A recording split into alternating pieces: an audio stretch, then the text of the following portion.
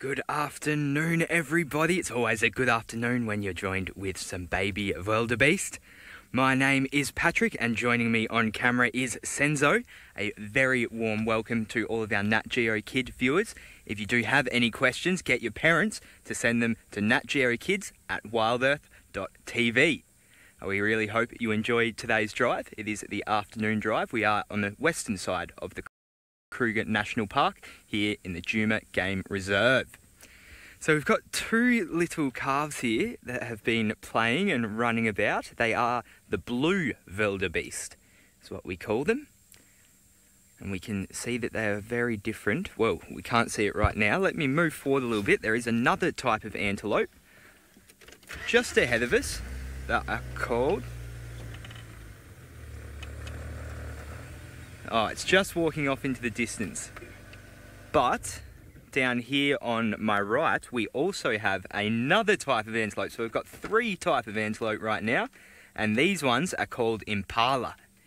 We can see they're very different from the blue wildebeest, but they still share some similar traits in that they all walk on their hooved four legs and that they have those horns, although in the impala, only the male will have the horns, where with the wildebeest, it will be both males and females that have the horns.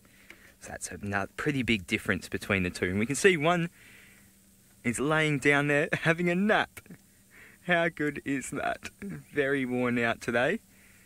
It has been a cooler day today, 28 degrees Celsius or 82 degrees Fahrenheit, which is a lot cooler than what we've had lately. But I'm sure David is also cool up in the Mara. Let's go over to him so he can say hello. Hello, boys and girls of Nat Geo Kids, and a warm welcome to our drive. We're in a different country called Kenya, and we're in a game reserve called Mara Triangle, and it's such a long way from South Africa. It's over 2,000 miles, and you can see how the magic has happened from there to me in seconds like that. Well, my name is David, and with me on camera is Archie. Archie, good afternoon, and it's nice to have you on board. I'm sure my friend Pat told you, should you have any questions or comments, please send them to us using your email address, natgeokids@wildearth.tv. Ask your parents to do that, or your guardians, and we'll be very happy to hear your questions or comments about what we shall be showing you and what we shall be talking about. It's a little cooler here. Archie, bless you. I was blowing so much dust to Archie here to sneeze. Pew! And I told him the best thing to do is to sneeze like a lion. And the lion sneezes. Will you believe me? Well, it's much cooler here than it is in South Africa because it is 78 degrees Fahrenheit. That sounds good?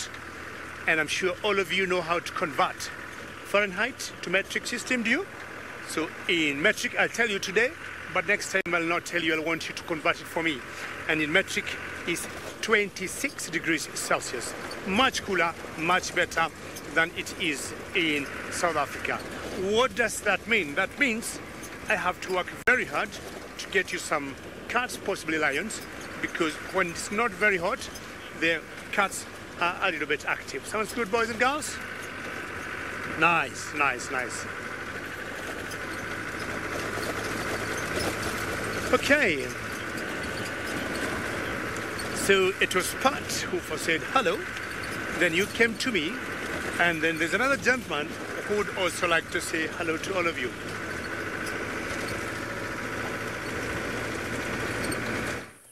A very, very good afternoon, boys and girls, and welcome to the beginning of the afternoon safari. This is Sydney Pumurani Mikosi, and I am with Karthi, who is my camera operator this afternoon. We are both going to try by all means and show you all the interesting animals. And boys and girls, you can ask your parents to ask us questions while we're out on this game drive. Ask them to follow us on netgeokids@wildearth.tv. That is where we are going to be catering for your questions this afternoon.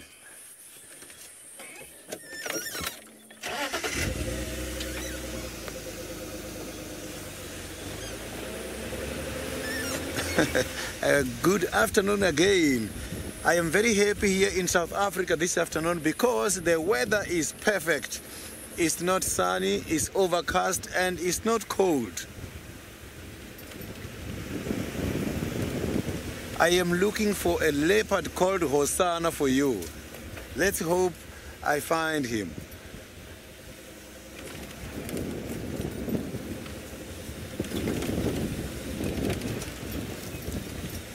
So now let's quickly go to Pat, who's got the baby wildebeest.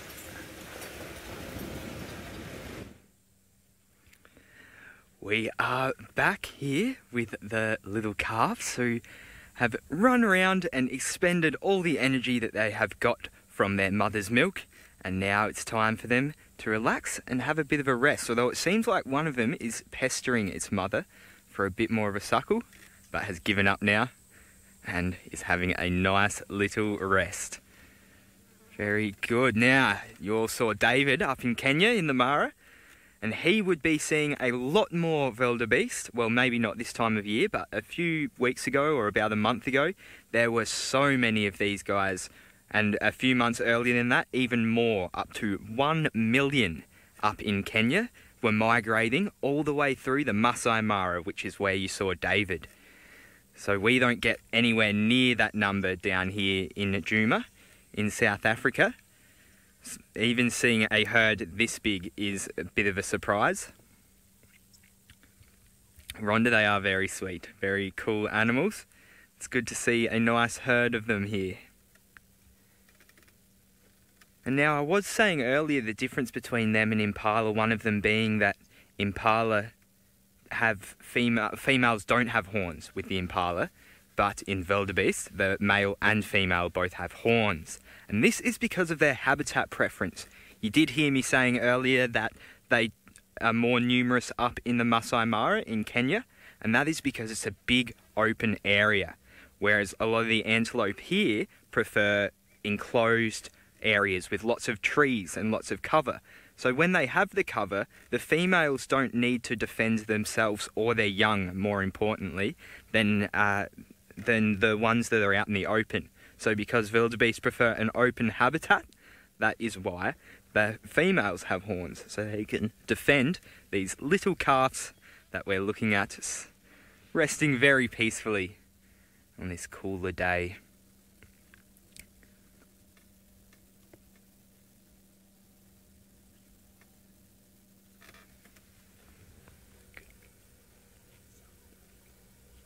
So the difference between a gnu and the wildebeest is actually the sound they make. So they do have very different calls, if you want to call them that. So that is the main difference between the two.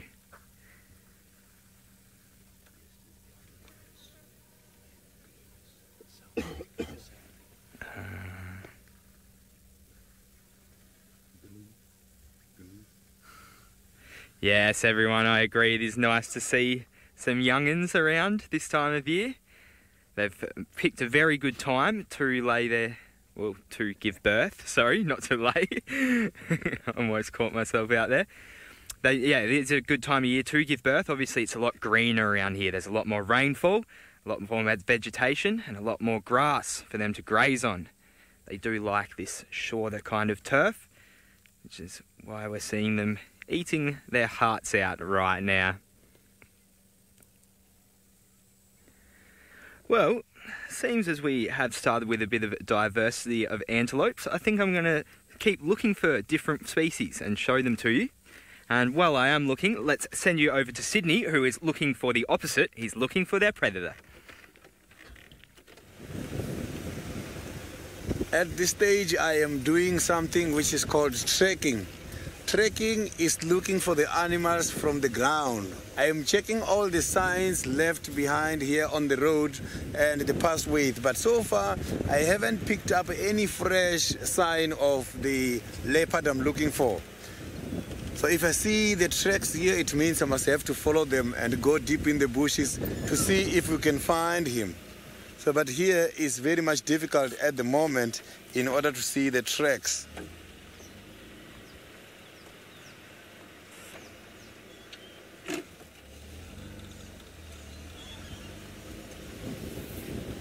So I'm checking everywhere, up in the trees, but starting from the ground.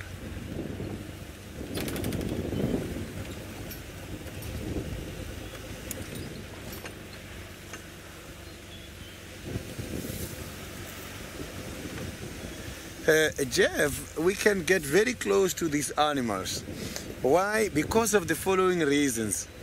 When we don't kill these animals, it means animals, they feel comfortable with us. But if as humans we start interfering, disturbing, and start killing the animals, we are going to break the relationship between us and them, which means every time we see them, they will consider us a threat and they will always want to chase us. But because here we are in conservation, conservation is the protection of the animals and the bushes. Because of that fact, the relationship is excellent, so they don't have any problem with us.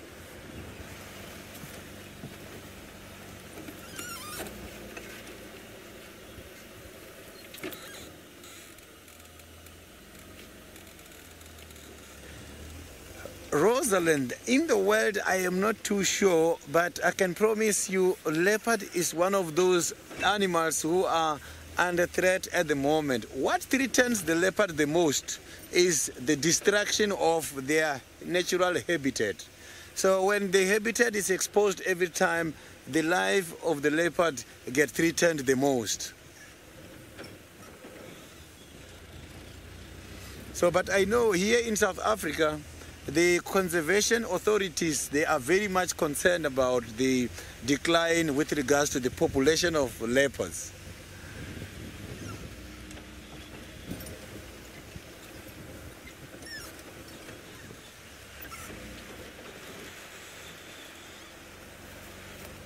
So no tracks yet on the ground for this leopard, specifically Hosana, I am looking for.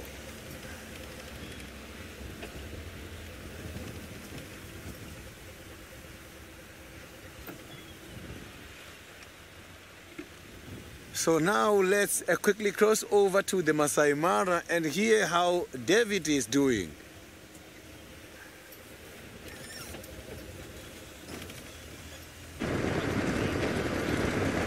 Very good, Sydney. I have not been very lucky, boys and girls. You can see I'm still on the road and I'm just cruising and cruising, because early this morning there was a place I had gone, and while doing a drive I saw some lions, and that's exactly where I want to go. And I want to go back there because those lions have small little cubs, and because they have cubs, in general when they have cubs and it warms up in the day, they tend to remain in the same area.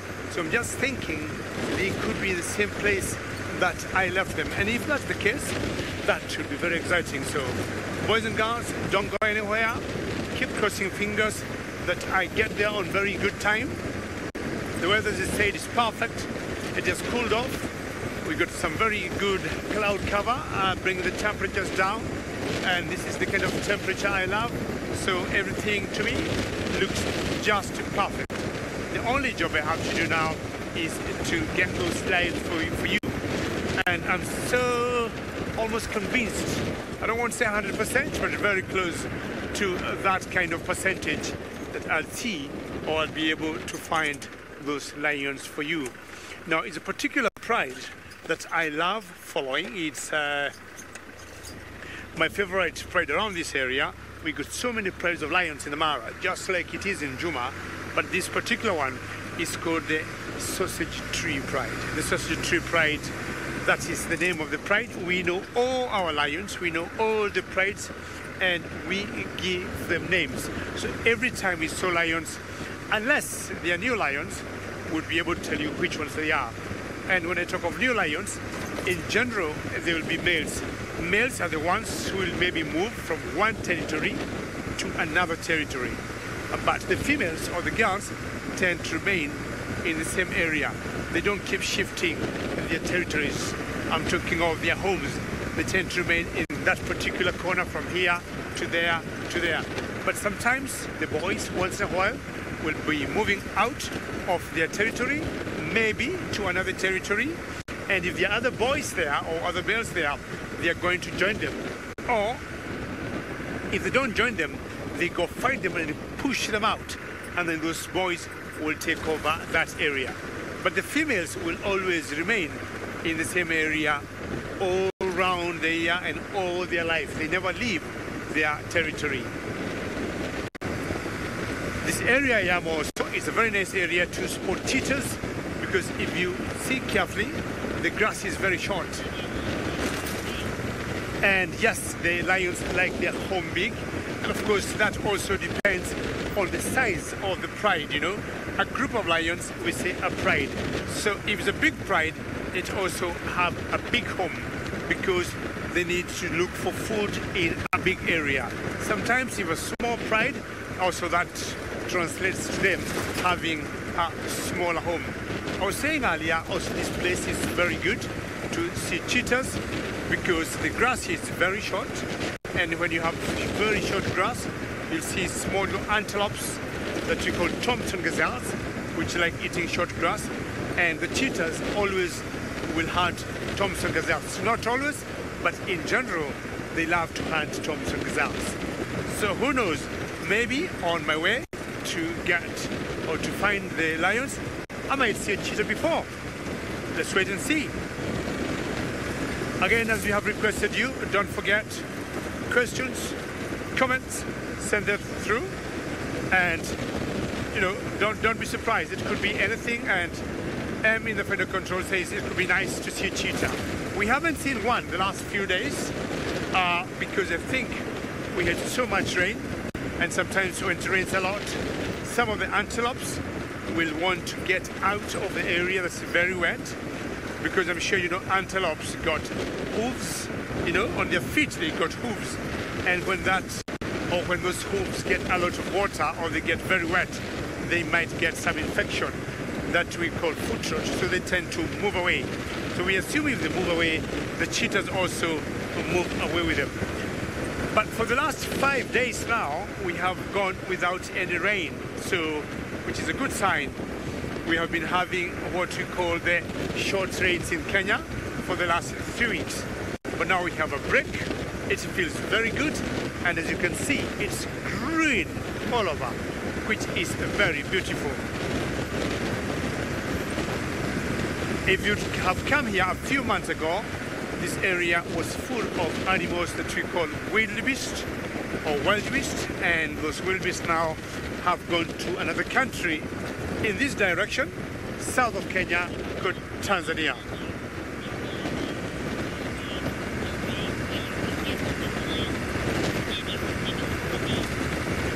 So that's all what we're going to be doing about the Nat Geo, and then in the meantime I'll take you back to South Africa to my friend Sydney.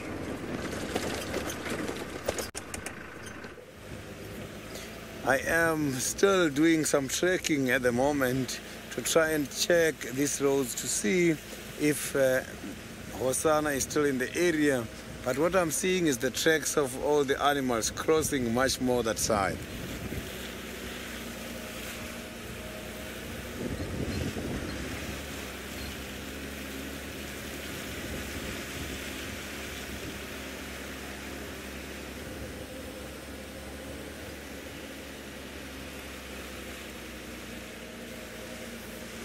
Scenic, there is different species and subspecies of these animals. I am not too sure if there are some of the subspecies in Africa.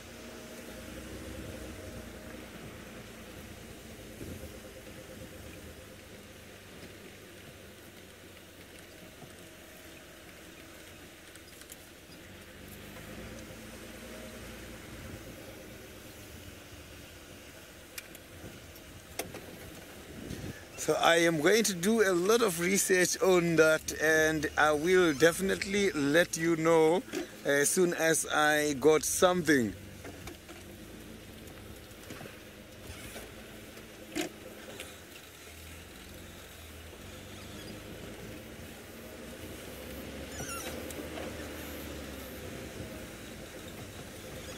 So I'm trying to concentrate on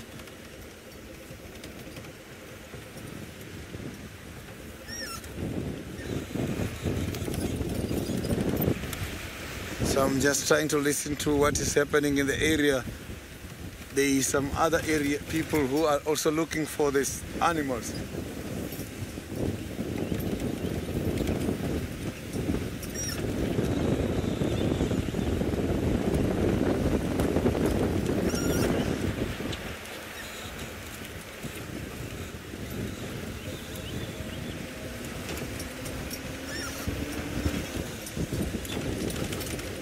So this leopard was last seen here.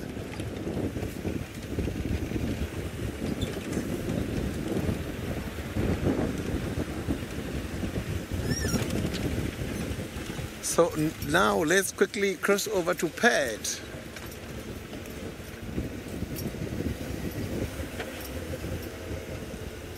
Welcome back, everybody. Well, I have moved off from those wildebeest and I'm heading onto a watering hole nearby to see if anything is taking a drink. Now, I did answer a question earlier and I just wanted to elaborate on the answer a little bit because I realised what I said. Oops, sorry, I just missed my turn.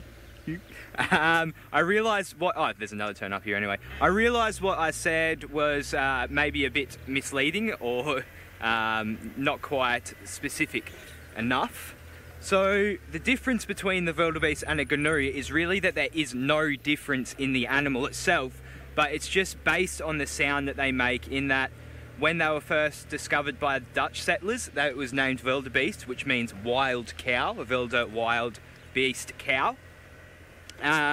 But they were also named gnus because of the sound they make, which is gnu kind of sound. Gnu, gnu. So that was the difference. So they're the same animal, just named differently. That's all.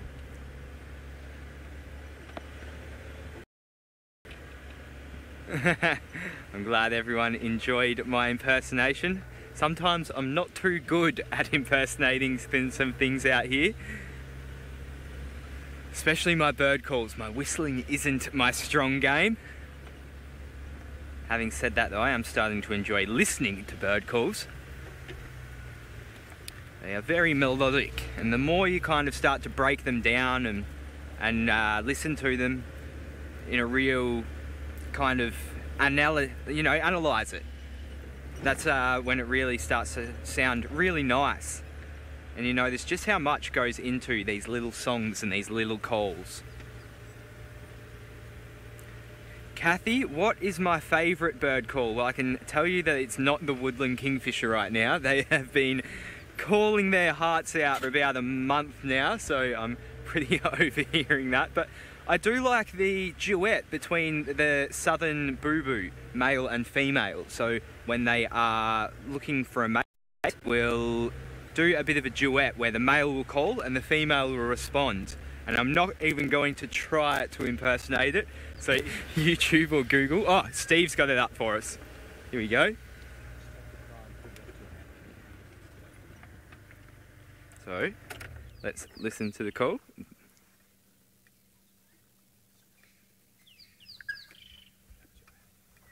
Oh.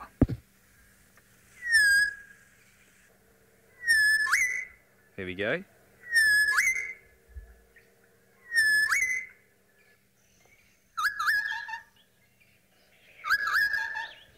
So you hear the male calling and the female responding.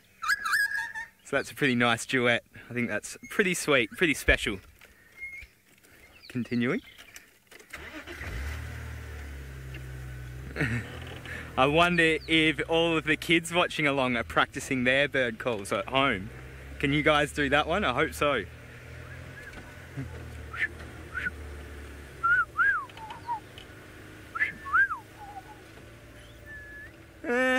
Getting there, getting there.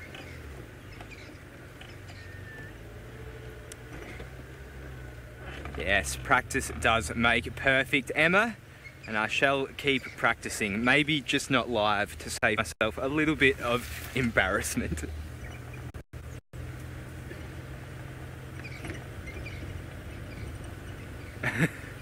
Well, I am going to on trying with this. I'm going to keep on practicing, but as I said, I don't want to do it on camera, so we're going to throw you up north to Kenya, David in the Mara.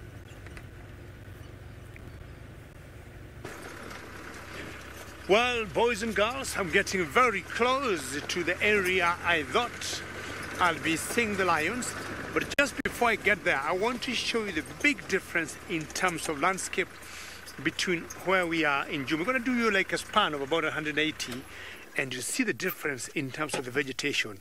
In the Mara Triangle, it's more open, and we're going to show you that. And if you look carefully, we have what we call savanna, and savanna means the area that's just covered by grass. And see the beautiful clouds we got there. They're beautiful.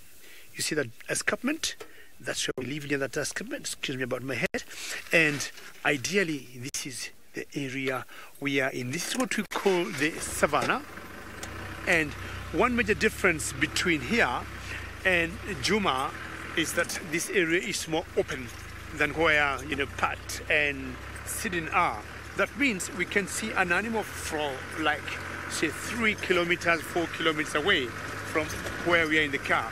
But sometimes in Juma it's a bit tricky because there are a lot of thickets and vegetations that are very closely, you know, it's a bit tight to spot an animal. I remember sometimes back when I was there, you drive and you go around a bush and boom, you'd see a lion, or boom, you'd see something. Jack, you'd like to know, can baby lions roar? No, they cannot, because they are just too young, and to roar, there's a particular way the throat has to develop. There's a little, I would say, bone structure called.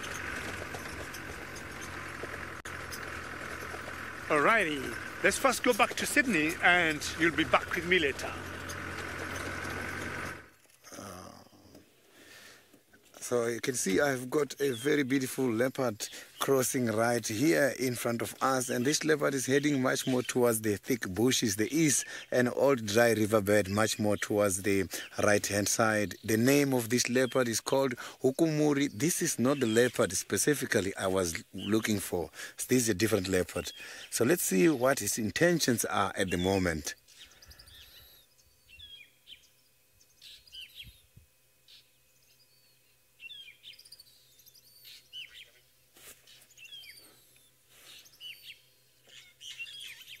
So you can see that he is looking very much tired, and looking at the side of the head, I can see that he is dirty quite a lot. It's showing that he was rubbing against some of the droppings. If not that, it means he was eating some of the internal or the stomach juice.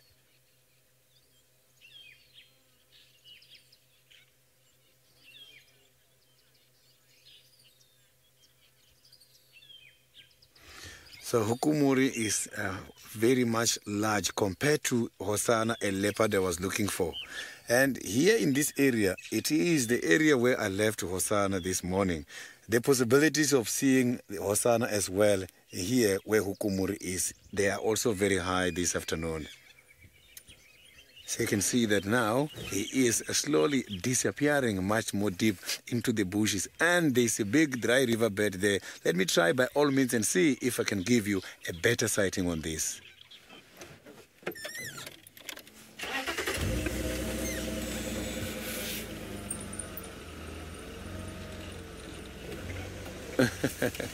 Yeah, Hukumuri, I haven't seen him for quite a long time. Maybe it's about 3 months or 3.5 months with no Hukumuri sighting. I haven't seen him for quite a long time. So I'm just going to try by all means and see if we can find a space here to cross over and get to the other side to see if we cannot find him again.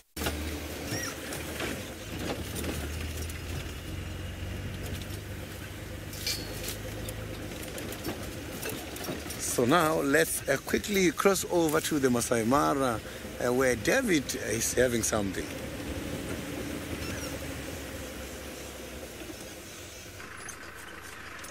Wasn't that nice, boys and girls, to see a leopard, albeit for a very short time?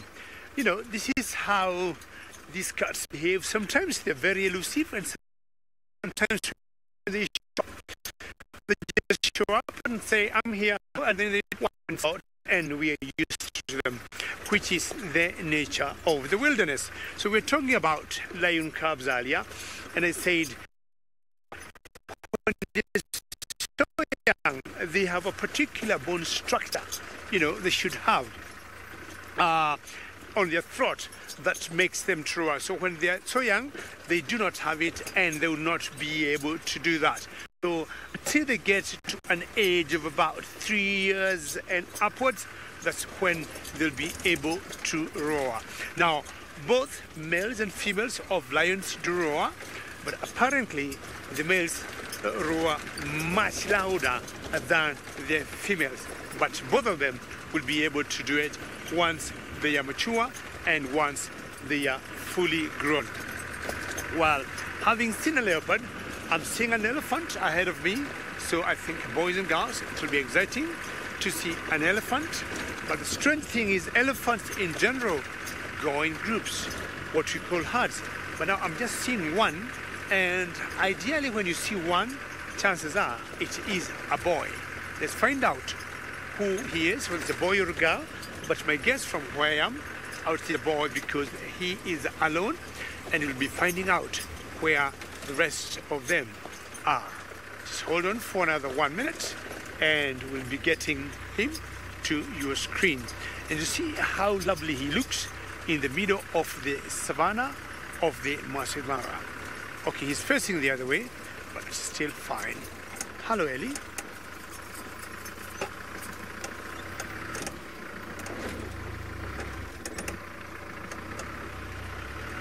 Right. There he is. And I think because he's alone, he is a bit skittish. Hello, elephant. Look at him. How nice. Now, sometimes it's rather difficult to tell elephants males from females. What we usually do, we usually look on the forehead, and the males seems or normally have rounded heads, and the females have flat heads. So when I saw Himalaya, his head looks a bit rounded. Hopefully he's going to turn for us to see. And now you can see the beautiful savannah I was talking about. Hello, elephant. How exciting this. Hopefully this one will stay with us a couple of more minutes before he disappears. So he is a very young boy. That's my guess. He's a young boy and definitely not fully grown. And I'm sure you know elephants get very big. And I'm sure there's a lioness somewhere that I just saw walking. 1 minute. I'm going to get, I think I saw one lioness somewhere near that tree, boys. And this will be super exciting if what I saw is correct. I think where that elephant is going, behind it, I've seen a face that looks like of a lion. 1 minute. Let me just go there because I actually may have to hold on. It will be very exciting, boys and girls, because I think I have seen lion. Yeah, I think it's lions that I have seen. Yeah, in the tickets, when that elephant was passing, it will be so lucky to see lions. I thought I saw 2 lionesses looking at me. And this will be very crazy, boys and girls, because my interest was an elephant and not... I did not even think of a lioness. Elephant...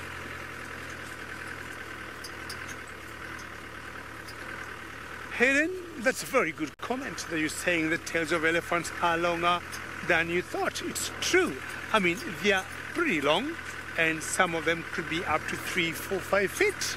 So now we are going ahead and to compare maybe the tails of lions and that of an elephant. If exactly what I saw were lions and not rocks. This will be very exciting for me and above all for you. So you'll have seen a leopard, you've seen an elephant, and now we may be seeing lions in another few minutes. Boys, animals that we call the big 5. Even you have 3. I feel very excited by that.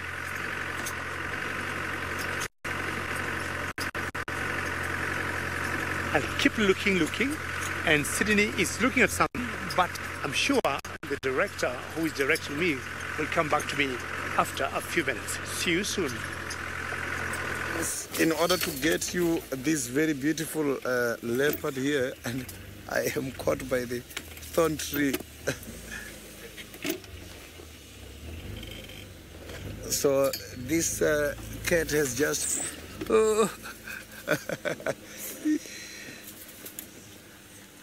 you can see that I'm caught by this. So the thorn trees can be a problem sometimes.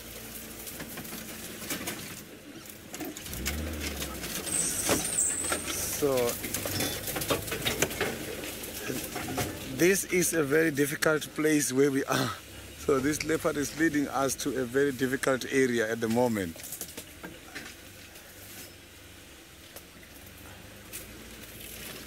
So let's just hope to have a good sighting, but it's a very difficult, thick bush area. So we saw him just now. He just went towards this bushes. So what I'm going to do now is I must have to go around and wait in the area where he's going to come out, because here is very much bushy where I am.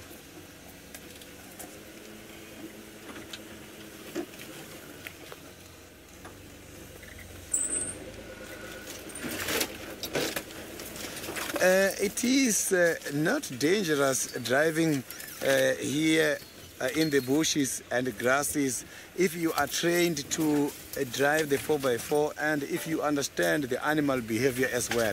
But if you don't understand how the animals live, then it is very much dangerous to drive in these kind of areas.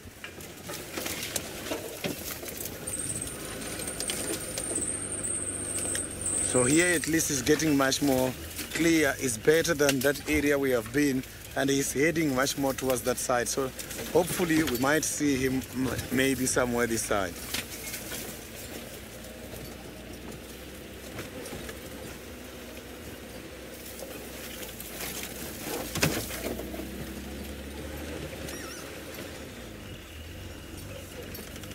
So here in the very same area where we are, it is the area where, like I said, I was following another leopard this morning, different from this one.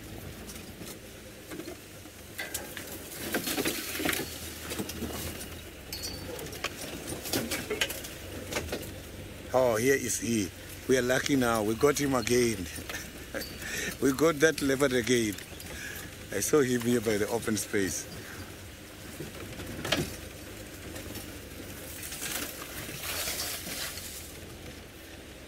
So I'm going to show you that leopard just now. Here is he. Just give me a second. You're going to have a beautiful and lovely sighting. So this is a nice...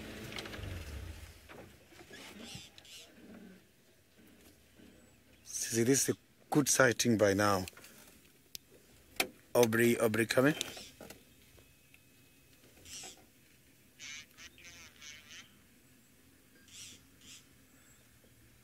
Okay, Aubrey, I've got him on this side.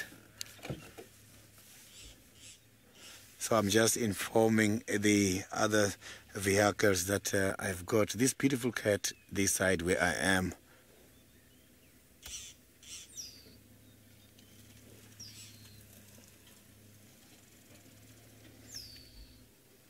So look at that. This is beautiful, isn't it?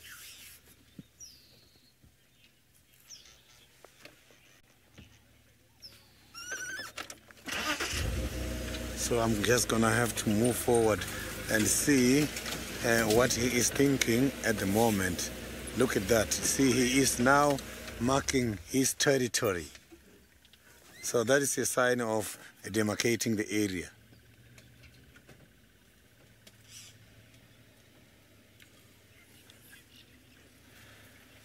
So he is right at the same place and is using even some of the areas where Hosanna was this morning. So he might be following the scent or the pheromone scent of Hosanna for this morning. So maybe that is what he is trying to investigate. He wants to get hold of the leopard who has been here this morning. So now, while I'm following, let's cross over to David by the Masai Mara, who's got another big cat.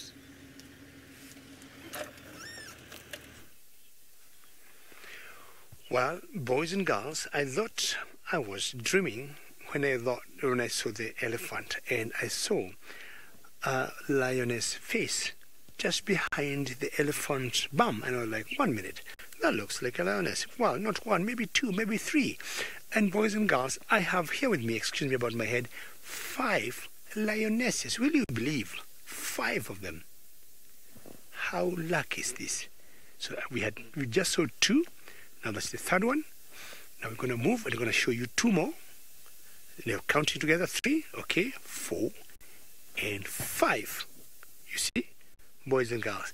Now, the most interesting thing is, this is not where I left them. I left them about 5 miles from here, you know. But they tend to move a lot when in school. Now, I was saying earlier, these particular lions got cubs, and at the moment there is a single cub here. So this particular pride, I'm sure you know what a pride is. A pride is a group of lions. Is a pride I know very well. Is a pride I love. I have followed them for a very long time, and I know they got 3 cubs. One female here, or one mother, got 2 cubs, which are about 4 months old. And then there's another mother, or another female, that has 1 cub. That's about 3 months. Now that one female that has 1 cub, we have given her a name, and we call her Limpy, because she limps a little bit. The other female that has 2 cubs, we haven't given her a name yet. And maybe you might help me to give her a name once we see her. And then there's another female in this group here that we call Kinky. And Kinky has a tail that has a little bend, has a tail that has a little split. So if you look on her tail, she's a little bended. So we're going to go back to these lions, and I want to tell you, lions in general, or cats in general, tend to sleep a lot. And that's exactly what these ones are doing. You see that? And you can see them either breathing or what you call panting a little bit, because it's still a bit warm.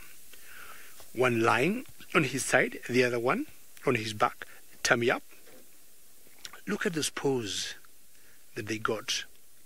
Now, most cats got claws, including lions, and some of them have claws that can come out and can stay in. Now, when cats, like lions, hunt, they will need to use their claws to catch their prey. So they run and they have to use their claws to catch their prey, and that's when they always project them all the way outside.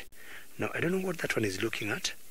Look behind her ears, and you can see she got black marks on the ears. And the reason for this is because they use those black marks behind their ears as follow me signs. So if they walk in the grass, they keep looking where the black ears are, and they follow each other through the grass. Now, my friend Pat got some interesting bird somewhere.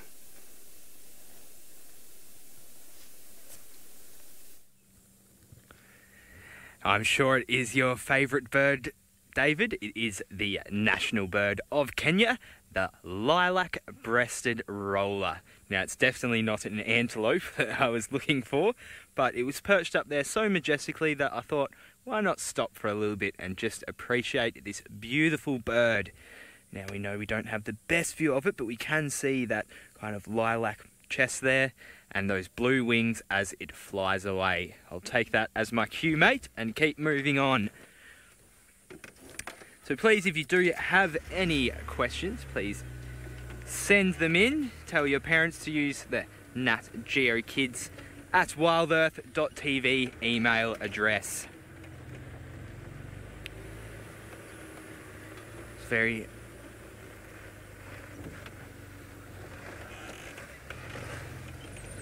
Now that bird is very colourful, and I think it will help them attract a mate. What they do to attract a mate, actually, the males, is very interesting.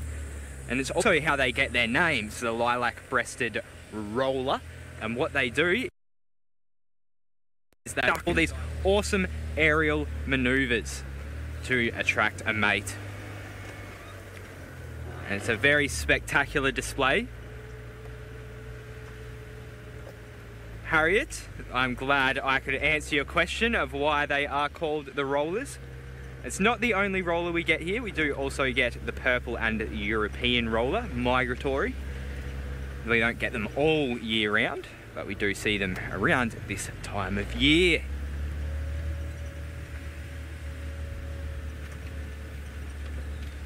So I'm just moving back down the direction I came in. I'm sure you've all seen that Sydney is with Hukamori, which is very exciting stuff. Not sure what's happening. It's going to be very interesting to watch, but there are other leopards in the area. So I'm going to have a look and see if I can find perhaps Hosanna or Tangana. But I'm still also going to be looking out for my different types of antelope. So, while I continue my search, I'm going to send you back up to the Mara with David. Well, sorry, Pat, about that. But boys and girls, just also to let you know, that is also my favorite bird. The rollers, or the lilac-breasted rollers, are not only found in South Africa, but we also find them here in Kenya. And they're some of the most beautiful birds. Now, I was talking earlier about these particular lions, and there's a pride that I know very well because I've followed them for a very long time. And when they're together, like now, there are always 5 females. And the 5 females have 3 cubs. I cannot see any of those 3 cubs, but I'm imagining they have left those cubs somewhere safe and having a nap. Now you see all the flies on these lions, they'll always try and suck anything that could be on their skin, and in that way they also help cleaning them. So because it's a bit warm, they tend just to have a nap, and it is very normal for lions to sleep during the day. By so doing, they save their energy, and when they eat, they have a very slow digestion. You see, all of them have the flies. And boys and girls, I'm trying to imagine when that lioness is sleeping there, you can see she's flicking her ear. It's because she gets irritated by flies. Now, once in a while, when the irritation is just so much, and because these flies are always in the grass, these lions get upset. And what they do, they climb a particular tree that we find here in the Masai Mara that is called the sausage tree. So that's why we named these lions here, sorry about my head again, the sausage tree pride, because we have always found them climbing that particular tree that is called the sausage tree. So all the groups or all the prides of lions in the Mara and in South Africa, we have given them names, and every name has a reason. Sometimes we'll call them or we'll give them names depending on their behavior. Wow. Boys and girls, I was talking about the sausage tree, and there it's one. And it's not once or twice. I have seen these lions climbing that tree. Why do we call it the sausage tree? Now look at that tree carefully and tell me what you can see hanging there. Do you see those fruits hanging there? And Em says that's perfect because we have the sausage pride and now we have the sausage tree. A few times or many times I have always seen these lions climbing that tree. So those fruits you see hanging there, we call them sausage fruit. We only call them sausage fruit, not because they are sausages, not because they've got protein, but because they look like proteins. Gary, very good question. And you're asking, do lions eat the sausage fruit? They do not, because lions are carnivores, and carnivores will only eat meat. But Gary, we got other animals that will feed on the sausage fruit. And examples of those animals are elephants and giraffes. So elephants and giraffes will always eat those fruit. They're not very nutritious, but what they got, they are very good for digestion, and they have a lot of fiber in them. So I was saying earlier, it's very normal for lions just to sleep and sleep and sleep. And now, boys and girls, I want to ask you a question today. I'm imagining all of us, even you, when you sleep, sometimes we dream, don't we? And the following morning you tell Mom I was dreaming, Dad I was dreaming, you tell your guardian you're dreaming. And I also dream many times, Assuming this lion, or this lioness rather, because it's a female, assuming this lioness is dreaming. So boys and girls, tell me, what do you think any of these 5 lions here would be dreaming about? Excuse me again about my head. They are very sleepy, very snoozy. I have not had them snoring. Sometimes when people get old, they snore. None of this is snoring. But my question is to you. Assume all these lionesses are dreaming. What do you think they're dreaming about? As usual, send your answers. Send emails to us. nudgeyourkids@worldearth.tv. If you ask your parents to do that, we are going to get your emails. And you tell me, I think this one here on the left, or the one that has the paw on top of the other, it is thinking, this is my baby, and I'm trying to rock my baby to sleep. You know, something like that. Just tell me what you think these lionesses would be dreaming. If you look carefully, you can see that one on its hind leg. It got a bit of spots, but not as big or very conspicuous spots like the hukumuri that you saw with Sydney. Leopard's spots and cheetah's spots remain all their lives, and they're more conspicuous. You can see them more easily. But lions, at one point, they tend to lose their spots. You would only see them on the legs, but on the bodies, you don't see the spots.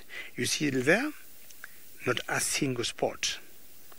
The spots we see there are just the flies.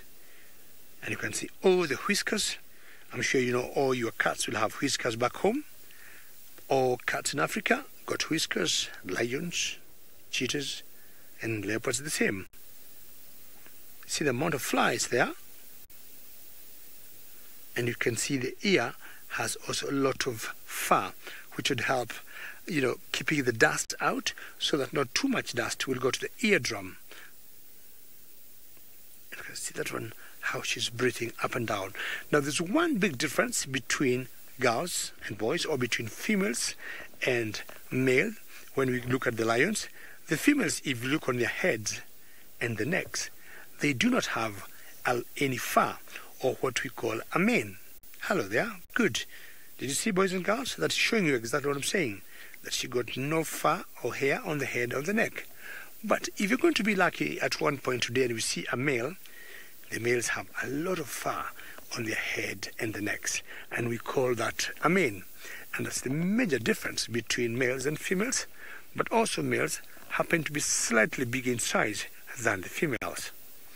Some of these females could weigh almost 400 pounds, and sometimes the males are 450, going up to 500 pounds in weight. Can you believe that? How sleepy they are. Remember, I'll be waiting to hear from you to tell me what you think these lionesses could be dreaming about. We have always said lions sleep, but not only the males, even the females sleep. But what we know, males tend to sleep more than the females. So sometimes we say males may sleep 18 to 20 hours. Can you imagine 18 to 20 hours sleeping? So if you look on the ear of that one, you can see, or you notice the ear got a bit of tear, is cut a little bit here and there, simply because this is an old lioness. The oldest lioness in this particular pride is the one I was talking about, called Kinktail. And if you look and she stands up, we are going to see the split on her tail and you see how it's bent. So we name these lions depending on what they do, depending on their behavior or how they look. And as I said, we call it the sausage pride. And then we may also name individuals like, Kinktail, because she got a split tail. And the other one I said is called Limpy, because when she walks, she limps. Now this area was filled with lots of antelopes that we call wildebeest, thousands of them. And I think Limpy on one of the days, you see how big it is? If you could have been here a few months ago, this area had so many wildebeest. And when Limpy was running to try and catch, one of the wildebeest, I think she had a sprain on her foot. And since then she has been limping, and that's why we gave her the name Limpy. How nice to see egrets flying there in the air. Hopefully they're going to come to where the lions are. But if they don't, we'll take you to Sydney to find out if he's lucky with a leopard somewhere in Joma. I am still here with Hukumuri the leopard. You can see him right here, and he is slowly moving much more towards the western side of the game reserve. And since we found him, he has just been walking and walking. So he's busy patrolling this area. So the animals, they are very much interested to walk around just for the sake of seeing who is in the area. Do they have visitors? And if they are visitors, they will look for them and chase them out. That is what they do all the time.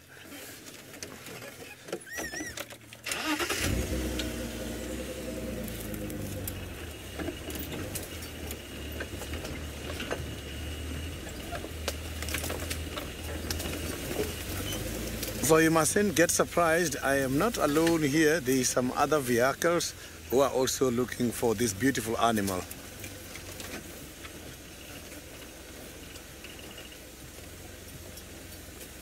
And he is pretty much relaxed. I think he's very close to get to the road now. You can see him right there. You can see how leopards can hide behind the bushes. When he's standing on the other side, you cannot see him. He uses his spots all the time in order to camouflage.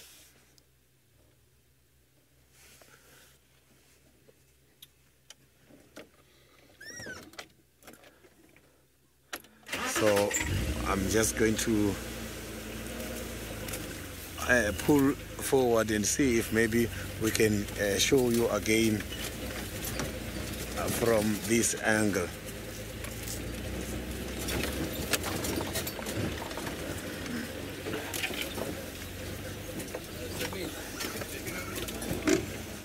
Thank you. I will do that, sir. So we can just now have a sighting and then give the other people a chance.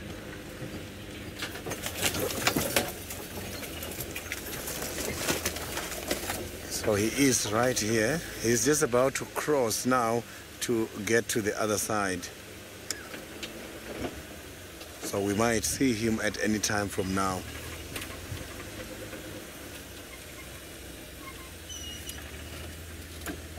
You can see that already he is behind that vehicle there. Is going to come out by the open space. He is somewhere right there. You can see there. Now he's moving. He doesn't want to stop. He just wants to keep moving all the time. He just wants to keep moving, keep going. But he is on a very good mood, I can promise you. Now he is on a mission of patrolling his area.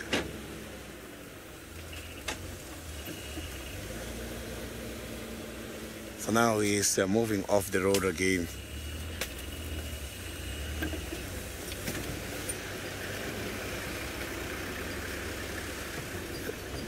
So now let's quickly cross over the Masai Mara and hear something from David.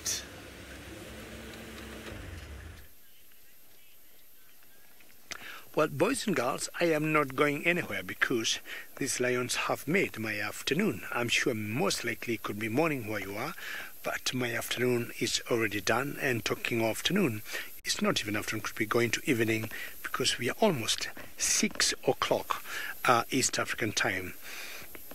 And we're always ahead of South Africa by 1 hour. Well, not you kids, boys and girls, I want to thank you very much for having been with us this beautiful Saturday, and it was amazing to get all your questions. We'll give you one more look of these lionesses before we end our drive today because it's exciting to see lions. I've always said when I'm out in the bush, any day you see lions is a good day. Do you agree with me?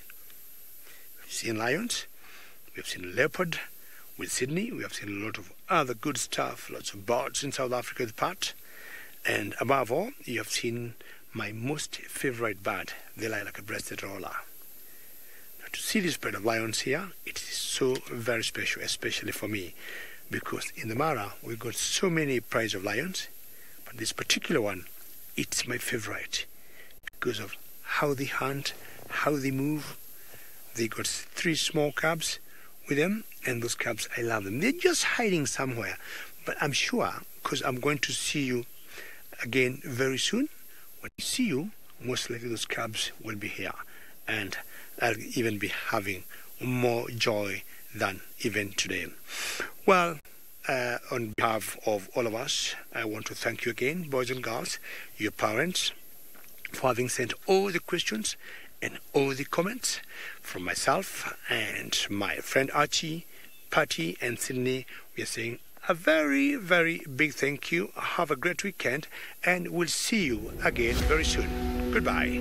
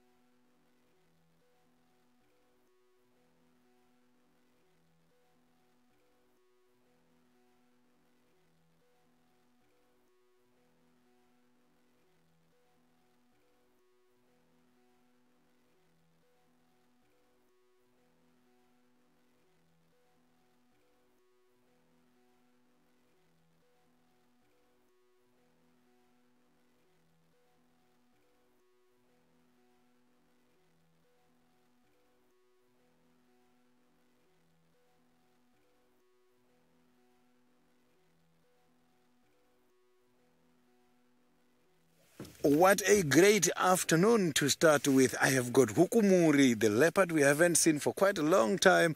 Hukumuri is now in the area, and I can see that he is not clean at all by looking at the side of his head.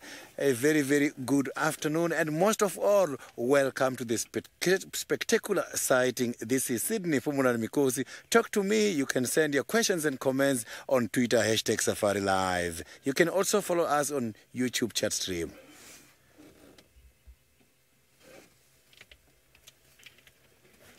So don't get confused. I have got some poles now at the back of my vehicle this afternoon because I brought my roof with. The rain is unpredictable. It is raining all the time these days. So you can see that Hukumuri is not having a straight direction. He's just going in circles. So the interesting part about this sighting is that this morning I had Hosanna in the very same area. Hukumuri has been scent marking and sometimes sniffing where Hosanna was, places that I can still remember. I was with Hosanna this morning. So it is clear that he is also picking the presence of Hosanna in the area, as the leopards can sniff and know who was here and how old is the scent markings. Sometimes we do see Hosanna marking. And I'm sure by marking the areas here, whereas his strengths are not yet enough to challenge big other males like this, will be jeopardizing himself.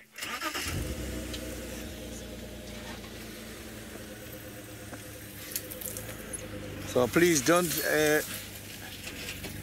get surprised. I do have some other vehicles with me.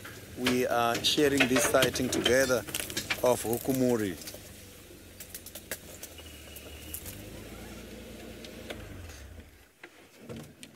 So I can see now that he is up. This Hukumuri is patrolling and hunting at the same time. He attempted to hunt twice already since we have been with him.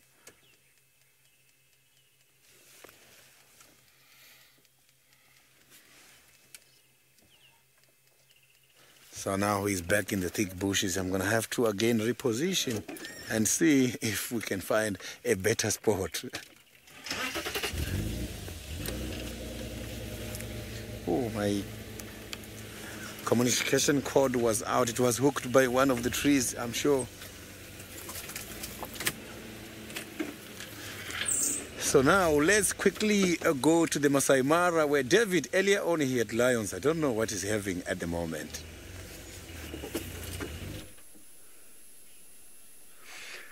Very good. A very good afternoon and a warm welcome to all our regular viewers to Kenya in the Mara Triangle. My name is David, and with me on camera is Archie. Archie, a very good afternoon, and we're very excited to have you. We had a wonderful show with kids, and I'm saying we had a wonderful show because with me I have clouds, very thick clouds in the horizon there. Archie, can you see the clouds? And apart from the clouds, we have something else. Let's first show you the clouds that we have before. All right, see the clouds out there, and this huge thick of rain in the background there, which I love, but that's very far from where we are, and I do not see it coming this way. We have been having the short rains in Kenya, but that's in a very different direction. But saying, I had an exciting moment because currently I got a pride of lions, and the pride that I got here, it is my favorite pride in the whole of Mara, and this is called the Sausage 2 Pride.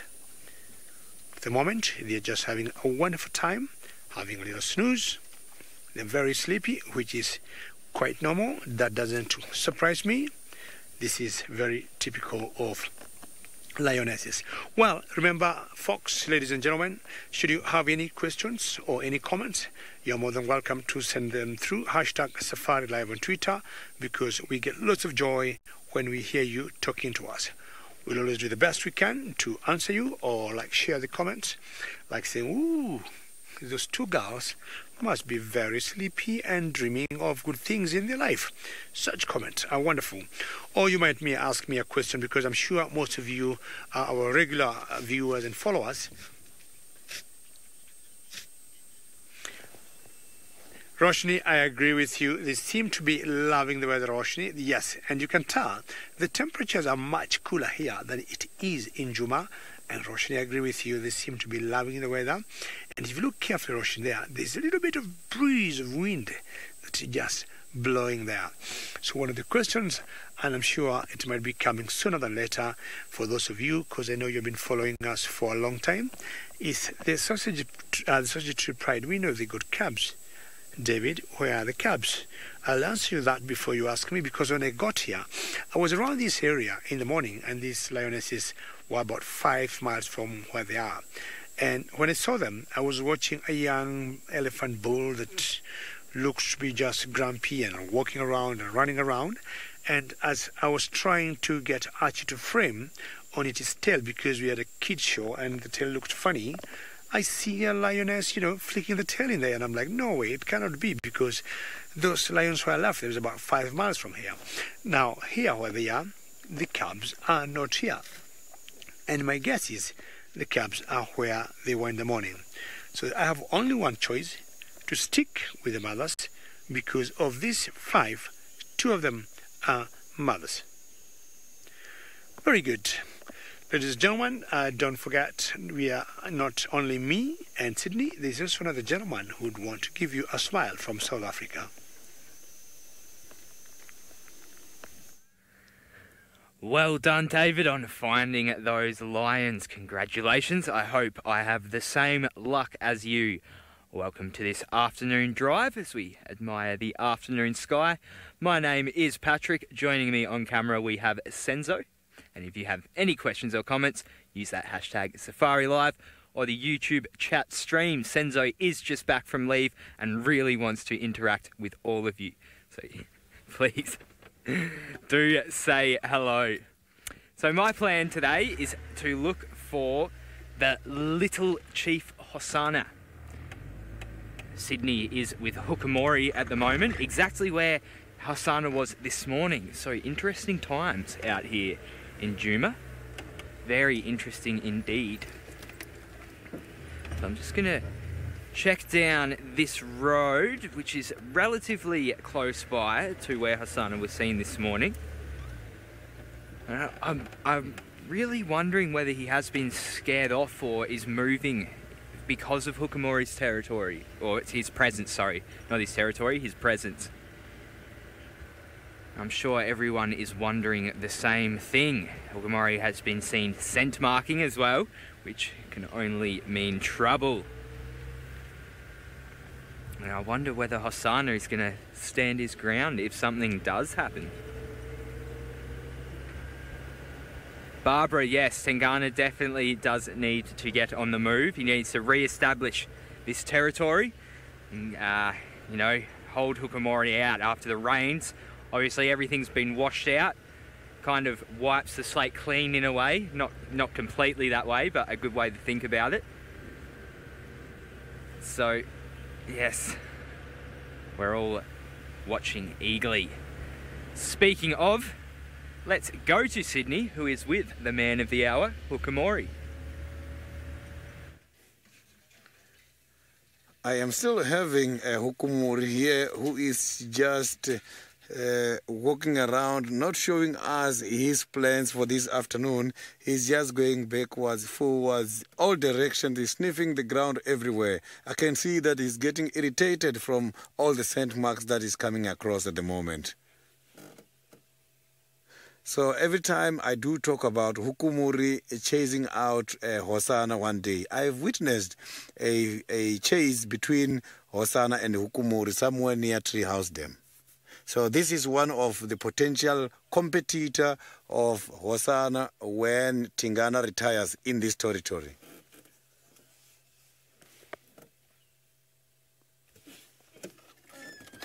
So I'm just going to have to, again now, keep moving, following him until we get a better sighting, because they can see he's not stable at the moment. He's moving much more towards the western side.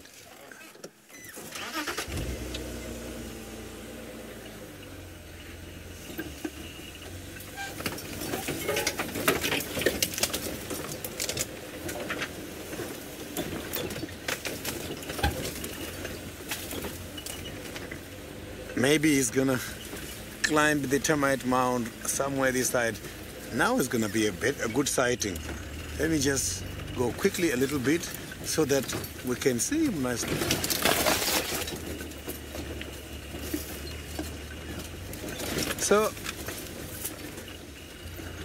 So he will be back in the area because there is a potential of interacting with the females here. Just like what we saw about a few months ago when Tingana was just changing girlfriends like you won't believe, introducing new girlfriends all the time.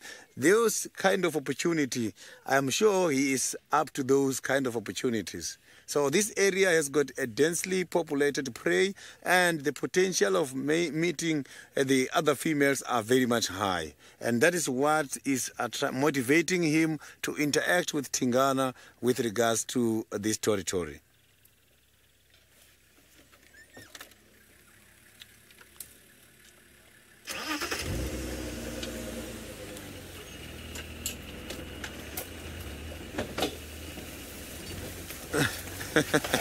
Tingana has got quite a lot of girlfriends. We saw, I think, two different females coming to the area, unknown females. How he met them and where and when, only Tingana knows.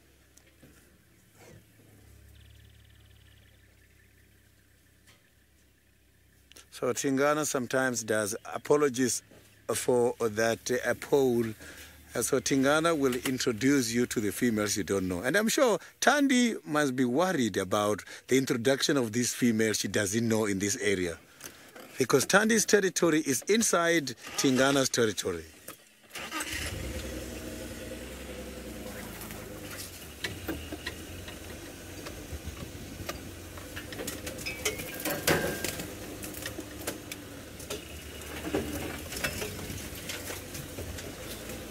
So now let's quickly cross over the Masai Mara back to the lions with David.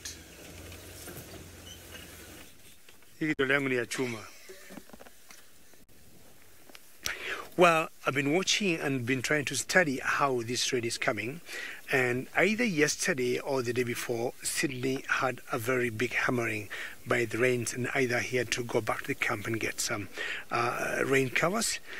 The Mara, we have been going through the same, but sorry again about my head. But now the good news I have is that the rains have subsided, and today I think we're either going to day 4 or day 5 without any rains, which is pretty good news.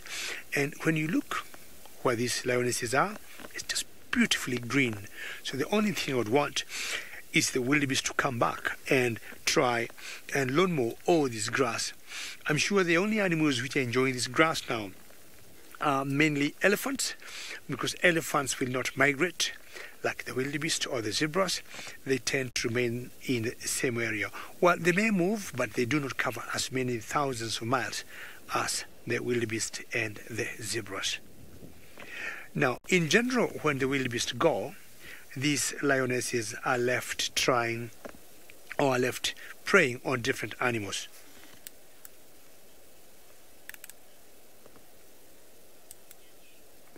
Crazy Dash had a question there on the caps, and I'm sure you're going to bring it again. My comments were either low, and you can see how that one is enjoying. Hand up, legs up, and you see the belly is much lighter. Cross's touch, good question. Now I got your question clearly. My comments were a bit low. Now, this is something I have noticed with this particular pride, because about a month ago, I came across the cubs, the 3 of them, of this particular pride, and 15-20 meters, there was a leopardess that's trying to sneak on one of them. And as soon as I got there, because I wanted to see the cubs, I saw it bolting, and it jumped and it went away. Where I came to find these lionesses, it was about a mile away from the cubs, and I thought that was not normal. Well, the cubs survived. I'm not trying to say I saved the cubs, because that's how normally it goes. And what I'm saying, that was a bit strange. Now, I do not know for a fact right now where those cubs are, but if where I saw them this morning is where they are, is a whole 5 miles, and that's a long way. I'm imagining they are much closer to them than normal. Otherwise, I will not be able to explain why they're staying that far. My only wild guess would be they came here either chancing to get some prey, and looking around 180 degrees and 180 degrees behind me, I have not seen any single animal they would go for.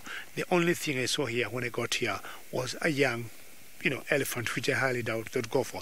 Maybe they're just chancing that there'll be a zebra or wildebeest coming across, or what they've been doing now since the wildebeest left, they've been hunting buffaloes. But my belief is those cubs are not far, because at that age, anything from 0 to 6 months, lion cubs are always very vulnerable, and they know it. One of the females here, called Limpy, had 2 cubs, and she lost 1 cub. Nobody knows what happened to that particular cub, and I don't think they won't take any chances with the remaining cubs. Well, I want to drive around, look around so they could see the cubs, and in the meanwhile we'll take you back to South Africa, to Sydney. Now we got Hukumuri nice and clear. Look at him. You can see that the face is dirty and he is looking very much irritated. Just by looking at the facial expression, you can see that he is not happy about something. So you can see that the tail there is moving a little bit. So the tail can tell you a lot about the internal mood of an animal. So an animal like this, when looking at the tail, you will see that he is happy. It's not just like dogs at home. When the dog is bending the tail in between the legs, it's a sign of submission. When the tail is going up, it's a sign of aggression. If there is a dog visitor, you will see the dog visitor putting the look at that now. He's marking, he's leaving behind his scent, and we have been picking up all along from the beginning. It smells like the popcorn, fresh, fresh, fresh. And it's not bad at all.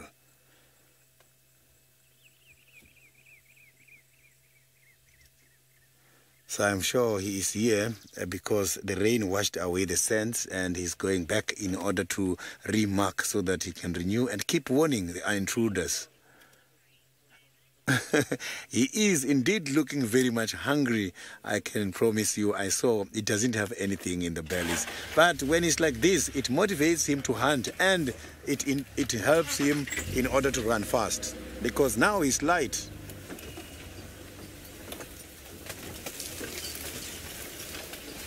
So if he's always having something in the stomach, the chances of catching something, they're always very much low, because it's not going to perform. But leopards are not like lions. They launch surprise hunt, but I'm sure the weight will also contribute.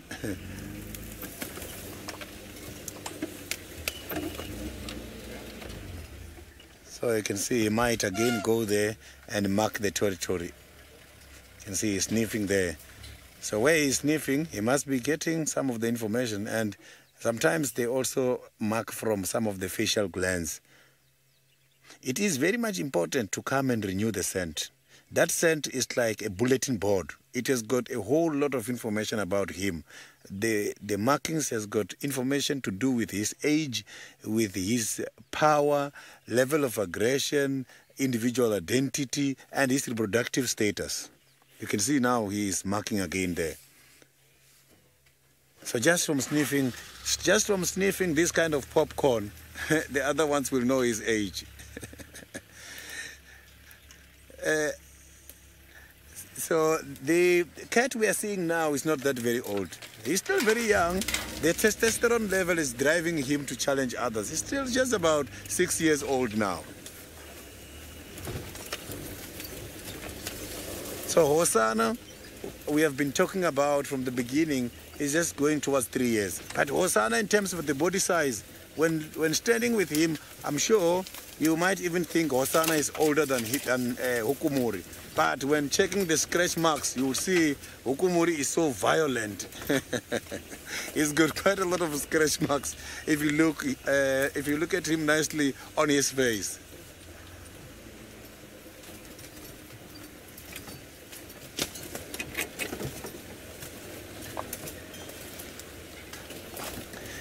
Dread, I am not too sure if Hukumuri is closely related to Hosana. But what I can promise you is that even when they are closely related, when the time is right to chase the young males out, they must have to go out. and that relationship between father and son, it gets disturbed by the level of aggression which is dominating by these young males. When they are 18 to 22 months, they must become independent. It's a rule, and it's a very strict rule. So you can see that now he is passing right here in front of us.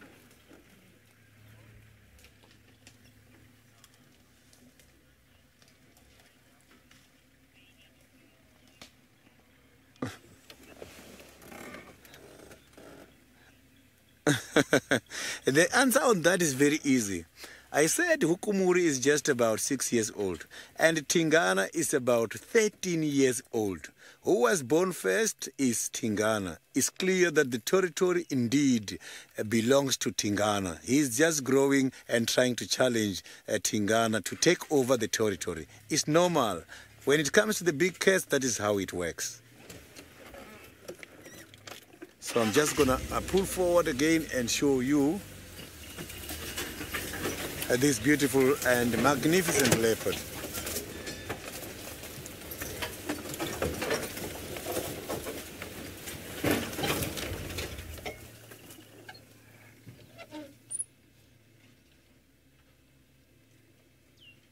So you can see that now he is disappearing behind those bushes. Maybe he spotted something.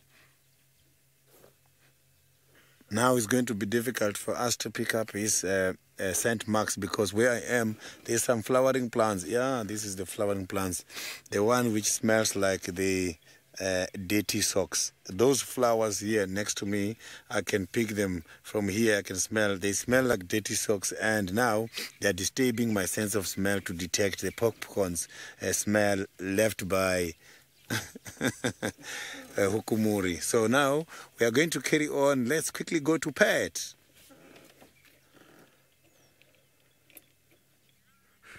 Oh, that's very unfortunate, Sydney. I hope you can find some better smelling flowers somewhere else. So I've got a nice little silhouette of a woodland kingfisher right here. That big, beautiful red and black beak and the eye streak there.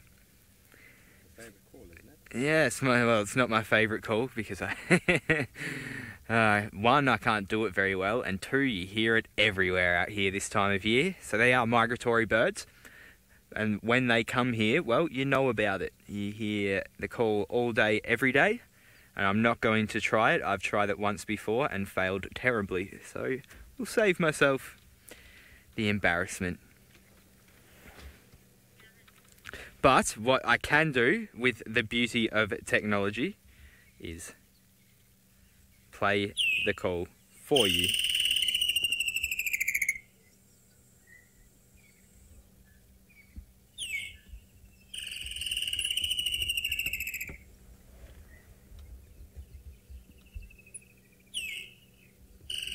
I think one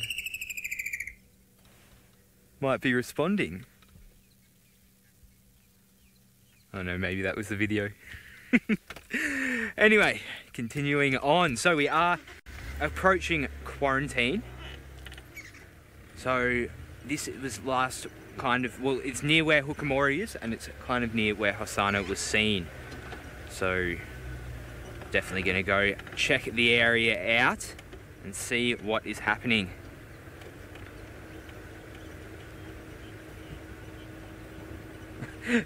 Monique, what is the update on Senzo's socks? Senzo, what socks are you wearing? I'm on a flip-flops. Hey? I'm on a flip-flops. You're on a flip-flops. Because it's sunny.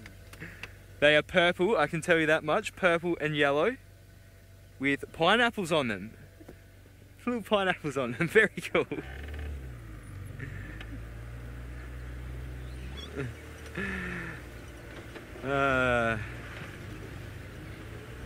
We do love Senzo's sock choices. Yes, it's vital information out here in the bush. Senzo's sock colour. I think I should maybe publish a couple of papers on them. The nuanced effects of Senzo's socks on the aesthetics of the bushveld by Patrick Fitzgerald. I will be an academic king if I publish that. Wow. I'm gonna keep moving towards Hukamori, but send you guys over to Hukamori. So you can see now that Hukumori is on top of a very big termite mound. He's not even sitting down there, he's just standing and looking at this area. All he's expecting is to see one male leopard to challenge him in this area where we are. You can see he's going down there. He's not getting tired of moving around here. And now the direction he's taking is going back from where he started.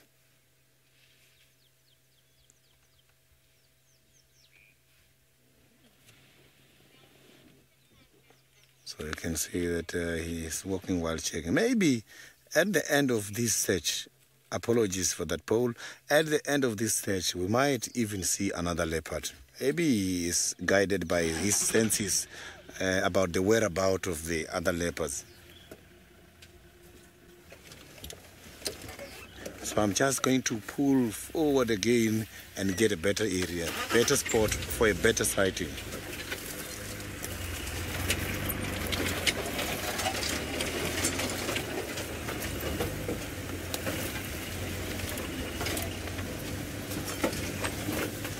I haven't heard Hukumori sowing at all. I have seen Hukumori marking the territory on several occasions, but I have never seen him sowing.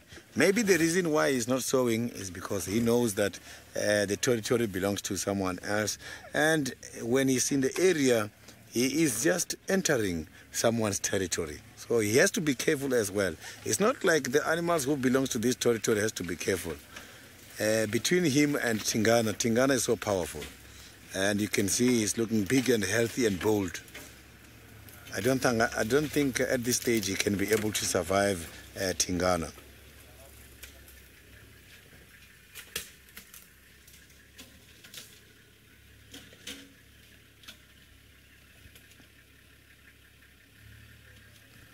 So you can see that now he's moving much more towards the eastern side. So it's difficult to tell what his intentions are at the moment.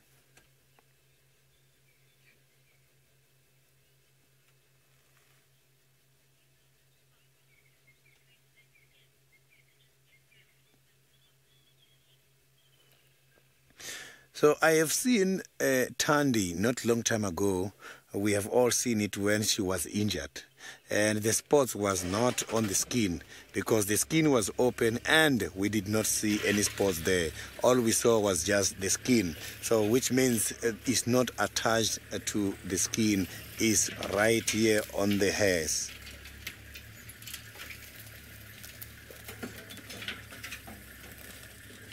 Maybe that is why when he's doing some grooming, you see some of the hairs coming out. You see them in colors. You see the white hairs. So we're just gonna move forward again and join the other people who are also with us enjoying the very same sighting.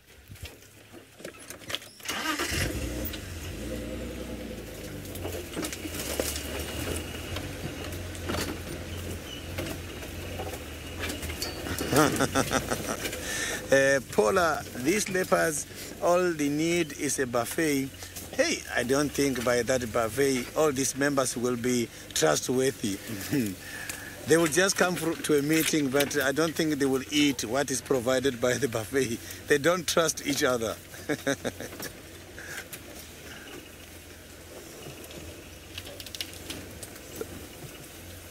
Yeah, that will be a party associated with a lot of frowning and sign of aggressions.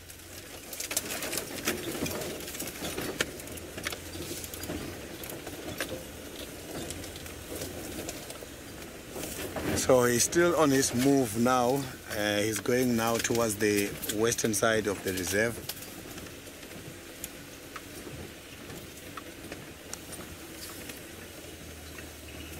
Maybe he knows what he's doing. Maybe he knows where the other males are.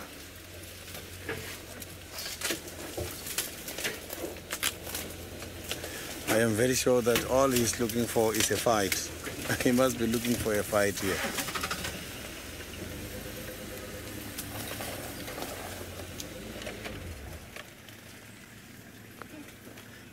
So now let's quickly cross over back to David by the Masai Mara. Maybe after the lions, David has got something again interesting. Well done, Sydney, and hopefully Hukumuri might do something to excite all of us, and especially you, that you got him. And I left my flat lions and decided to go look for the cubs, because I don't know where the cubs are. But before I landed or got where I wanted to reach, I found the tailless of this half-tailed elephant. Now, you elephant, you need to tell us what happened to your tail there, because you got a half a tail, or a little bit like a stump, and so many things might have happened to this particular Ellie. Maybe she was born like that. Maybe she could have gotten an infection at one point as she was growing. Who knows? Maybe she was bitten by a cat, like a lion, when maybe young, and it survived, you see. Or sometimes you have said when they're playing, they might, bite each other in their mouths, and that would have happened. Very difficult to know. It's not an elephant I've seen before. But what I found out in the Mara, we have seen many animals with half tails now, like elephants and zebras. But also we got, I think, 2 lions, and males, not females. Female, I remember? No. There's 2 males that I know of. There's one male that's called half-tail, which is a nomadic male, which we think must have come from Serengeti in Tanzania. But very near to camp, we have a coalition of males that we call Kicho boys, and there are 3 males, and one of them got a half-tail also. I mean, I have no idea what might have happened there. But let's go very quickly to Sydney in South Africa. Something very interesting is going on here at the moment. We were with Hukumuri, very much static, and then he started listening and sniffing the air, and after that he just decided to go very quickly, much more towards this direction, and he was just charging. You can see there is charging, and he's looking at something in that area. I'm not too sure if this has got something to do with the prey, or he spotted maybe another leopard. I don't know what is happening here at the moment, but now again he's going. You can see that he's running very fast, going much more towards that side. All I'm going to do now is to keep following until we see what exactly is happening here. And he's still going very fast.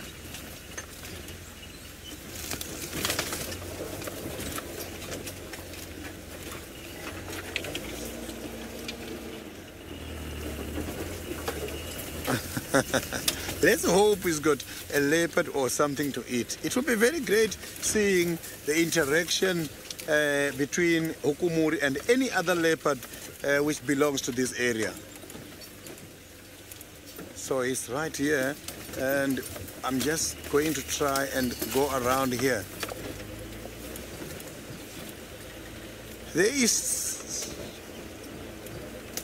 So the leopards are not having a specific time to be defensive or to be very strict in their territories. Anytime they are aggressive, as long as there is an unwelcomed male visitor, a fight is going to take place and they won't get along. That is happening all year round. So you can see now he is here, but oh, there's impalas here. Okay. I can see what is the attraction now. There's impalas right in front of us. Right here, impalas are crossing. You can see there. Maybe that is why he is now going that fast.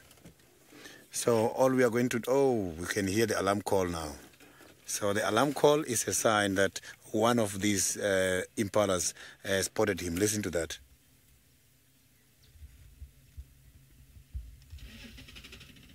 That is not an alarm call, it's another vehicle. That is an alarm call.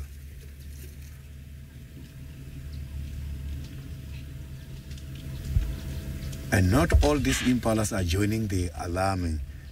Just one impala is the one informing, and the other ones are just feeding. Oh, now the impalas are running away. So it means here is he. You can see that he's keep following these impalas, but I think he went too fast. He was so impatient because these impalas were very much relaxed there, and he started running for a couple of meters to get here. He was not using enough available cover. So let me just keep following and see what is going to happen there.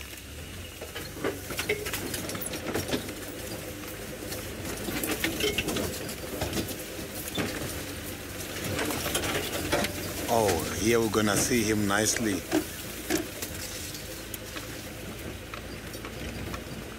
So the rain do help. The rain does help the predators to hunt, because rain comes with quite a lot of factors influencing it. Sometimes before it rains, you will hear the wind, and when the wind is blowing too much, animals don't hear very well, and there's quite a lot of things involved there. Now, Hukumuri is crossing towards much more towards Buffalo's Hook. From here to Buffalo's Hook is not far, but we're still going to keep following. And this area is where Tingana is patrolling the most. So we might see some interaction here with him and the prey, or him and the other leopards.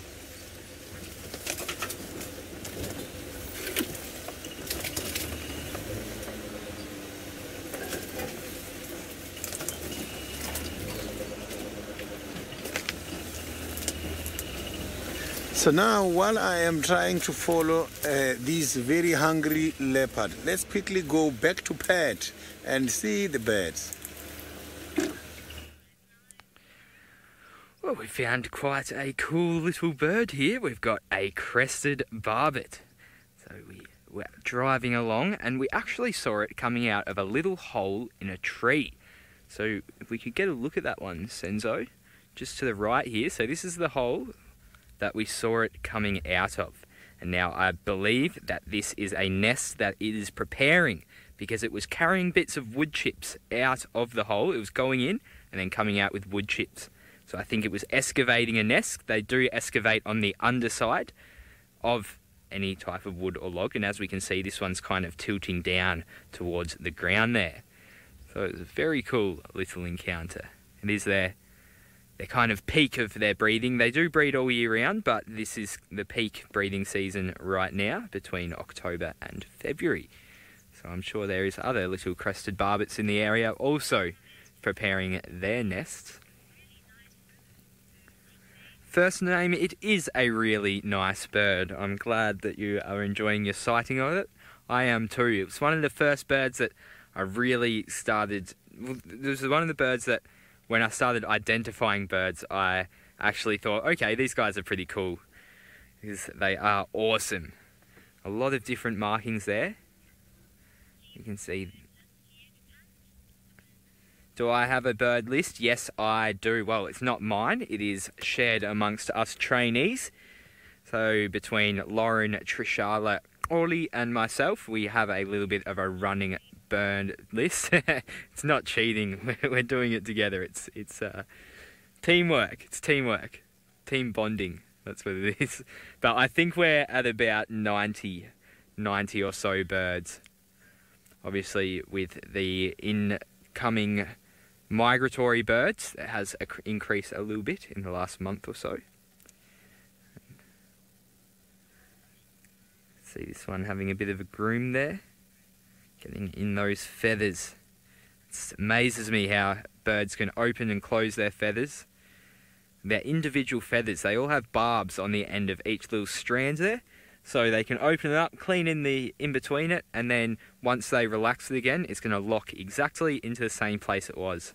Very cool little system that they have there. One of the many, many adaptations that led from reptiles to birds. Well, everyone's saying it's their favourite bird. Yeah, I'm glad. It doesn't surprise me that it's a lot of people's favourite birds. It's got one of those very favourite birdie looks in that it's got an interesting colour, an interesting lifestyle, interesting nesting habits. And it is also part of the woodpecker family as well. Obviously, you wouldn't think that by looking at that beak. It's different. But still good enough to excavate a nest.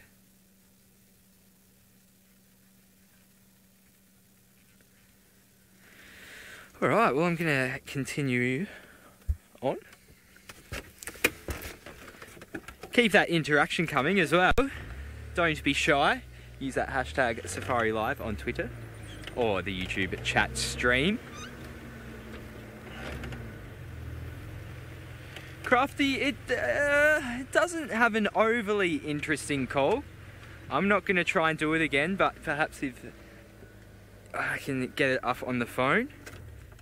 It's great to have Ollie around because he's great at mimicking birds. I myself am not, unfortunately. So I mean, it's a pretty interesting call as far as bird calls go.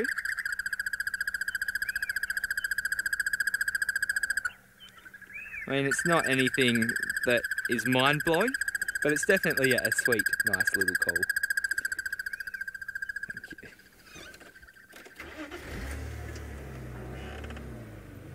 Been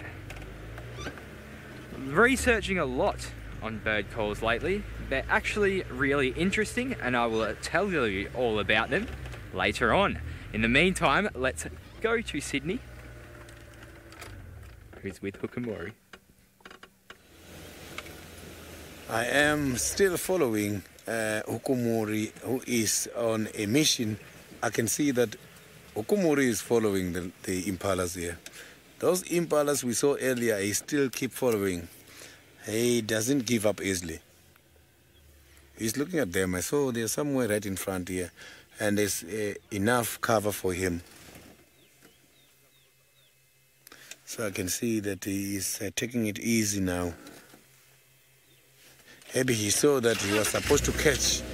He saw that he was supposed to catch by that time. Then he went too fast, and that is what failed him to catch. I can see now he's right there, and he's still looking at those impalas.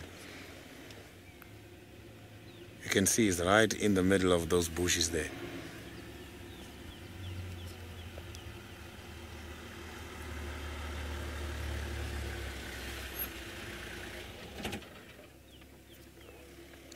So maybe he's gonna work his plans nicely by this time. So let's hope he gets something to eat. You can see he's so very much hungry. There's nothing in his bellies.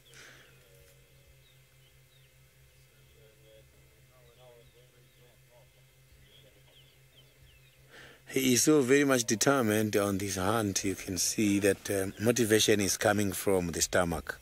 So animals, they get aggressive, some of them, such as the hyenas. For them to approach these kind of big predators such as leopards and lions is when the stomach is empty. When the stomach is empty, level of aggression goes high.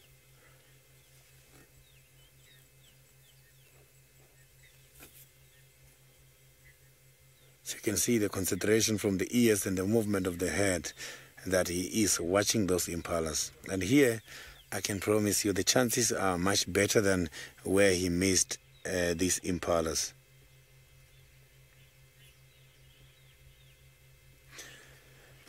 Grace, he needs to eat, and as a solitary animal, he's got quite a lot of work to do.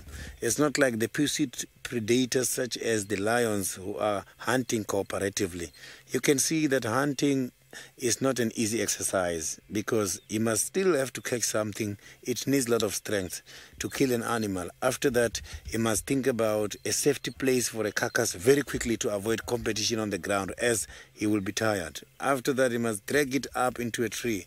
So this animal still has got a huge responsibility after taking down an animal.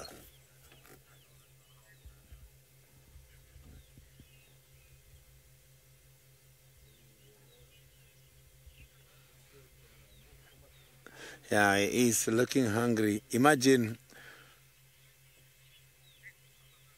So at this stage, I can promise you the sighting is not that very much clear.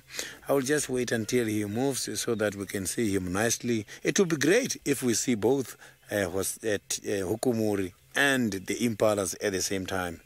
So maybe that is going to happen. Let's just wait and see. The problem is impalas are wary at the moment because one of them picked up his presence. Impalas are one of those animals who can easily retaliate after every situation because once a predator is picked, they've got some glands here at the bottom of the hind legs. They spread the gland, and other ones just pick up the air particles and disappears. So now I think that Hokomori is hiding in the middle of the grasses. It's not a good sighting anymore, and there's nothing I'm going to do now because I don't want to ruin his hunt. I will wait until he comes out. So let's just be patient and see what he's going to do. The sighting is going to develop again afterwards.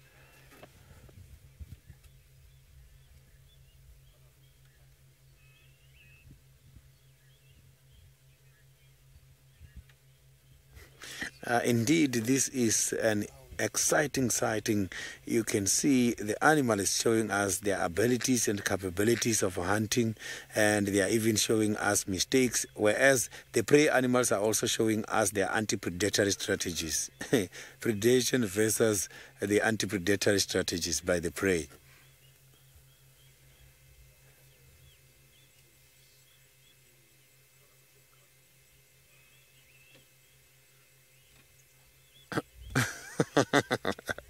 Some of the viewers are saying this is crazy.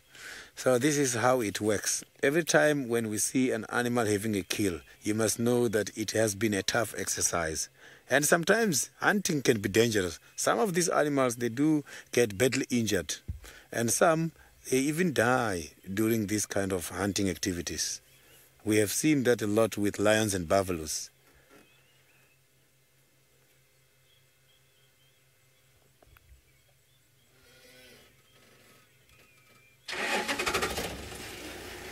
Apologies for the engine of one of the big vehicles next to me.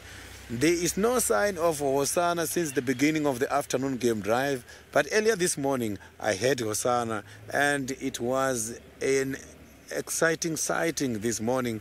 So, but this afternoon I think it's good that Hosanna is not presenting himself here, because I know every time they interact, Hosanna must have to be submissive and run away.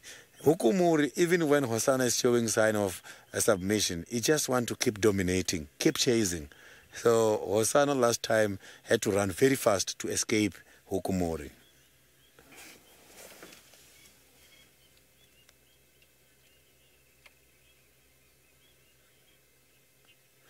So from the Juma in South Africa, western side of Kruger, to the Masai Mara in Africa.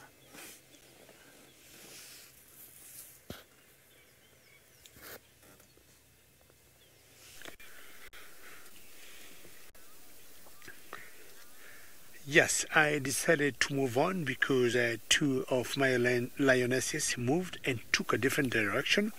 I followed them and they brought me to these small cubs here, and I've got 2 cubs of the sausage tree pride. How amazing is this? This is just wonderful. I had the adults earlier. That's one of the other adult. Sleepy. And now I'm going to be able to identify them better than before, because 2 of these females here are very pregnant. And there's one that's called Kingtail, which is pregnant, and this is one of the youngsters here. And this youngster, which is much younger than the 2 that we saw playing there, the mother is called Limpy. Hello. He had a brother, and unfortunately he also was talking about Italy, and nobody knows exactly what happened to the brother. But you know, these things will happen out in the wilderness, and it could be another predator, it could have been sickness, or he might have gotten lost and some eagle took advantage of it. Who knows? See how they blend in very well. Once they go under that grass, boom, they just disappear. You wouldn't even see them sitting there. Now, either the one or the other one will be kinky. It's very cute to see them, and you can see the eye just poking out there. She's just looking at us. But now I'm going to show you the other cubs that are a little bit playful. And look at this. How lovely is this? Playing with mama there. Cubs. We haven't been able to name the mother of that particular one, but at least of these 3, 2 of them got named. Sinak, good to your name. Now, we've got two sets of cubs here. Two of them are 4 months old, and I guess that could be the mother. I'm not very sure.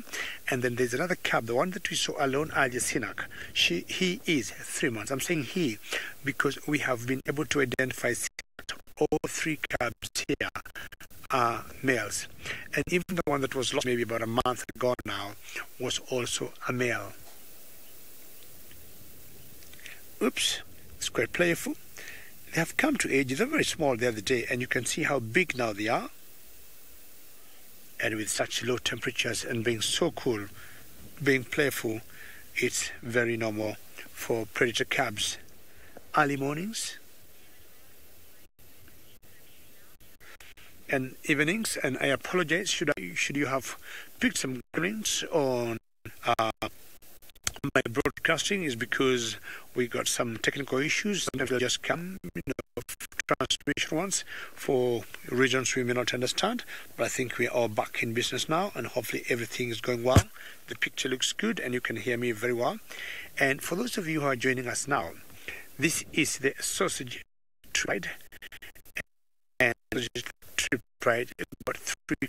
Let's find out who that is. More likely, or one of the few. Let me just back up a little bit. My signal issue, I'm having a little bit of a concern with my signal. Let's first go to South Africa, and you'll be back to me very soon.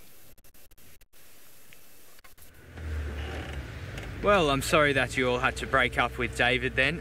I mean, I'm sorry David had some breakup then. I hope none of you had to break up with David just then, because otherwise he'd be a little bit sad and probably wouldn't feel like presenting for us. He is a very big gentleman. So I'm just on my way to the hyena den, almost approaching it now. Seeing as it is a bit of a cooler day, they might pop out a little bit earlier for us and give us a nice little ending to this drive. It's been about a week since I've last seen them. I'm seeing them less and less. They seem to be more and more elusive lately. I'm not sure exactly why. And not at the original den, so I'm just going to... Gary says yay hyenas, and I say yay hyenas too, but don't say it just yet. We are not there, and we don't know whether they are going to be there. I really hope that they are though.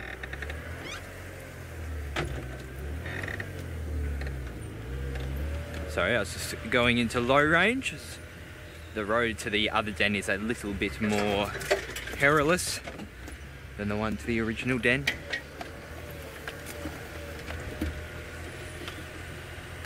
I can't see any activity yet. The suspense. Always feel quite tense pulling up to the hyena den. It's always a big gamble whether they're going to be there or not. But it's always worth the gamble, I think.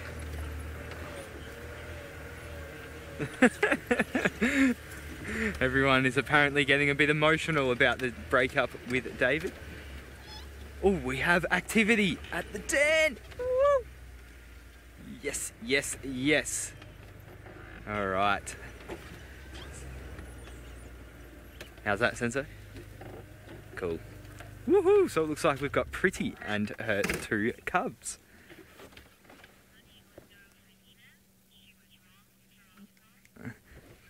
Giraffe girl. Yeah, she thought that there wasn't going to be hyenas, so I'm glad that she was wrong, and I'm sure that she is glad that she's wrong. This is great. So the cubs really are starting to come into their own now. Look, they've really got that distinctive spotted hyena pattern now. Got their full coat. They're still looking a little bit light and a little bit scruffy, but all in all, they're starting to look like a little man and we can definitely see the size difference though, the one on the left being the girl, and the one on the right being the boy. Obviously they were born on the same day, but one is bigger than the other, and that is probably because of the fact that she is a female. Females get all the power when it comes to hyenas.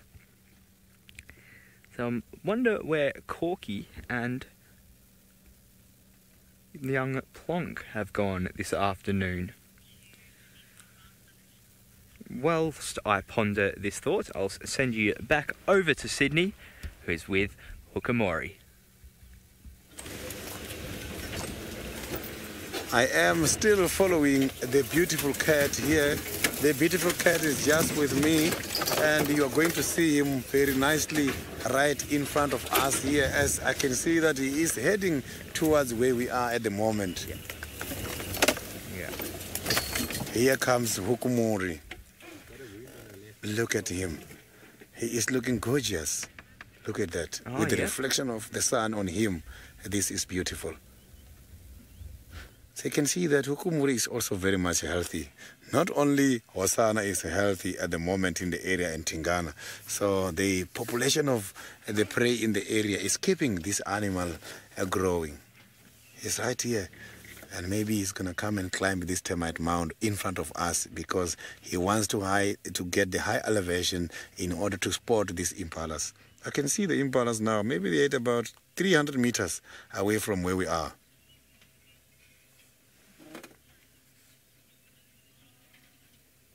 So now let's quickly go to Pat and see what he is having.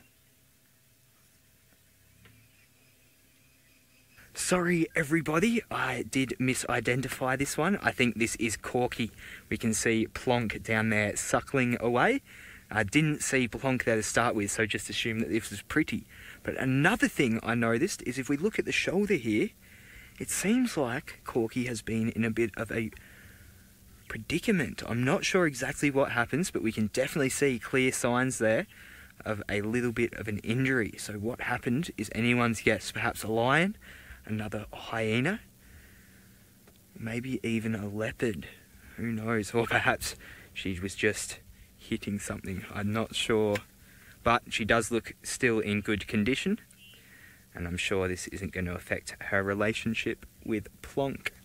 I think she'll bounce back. We obviously saw earlier on in the year with that lion, where she bounced back from a very nasty attack.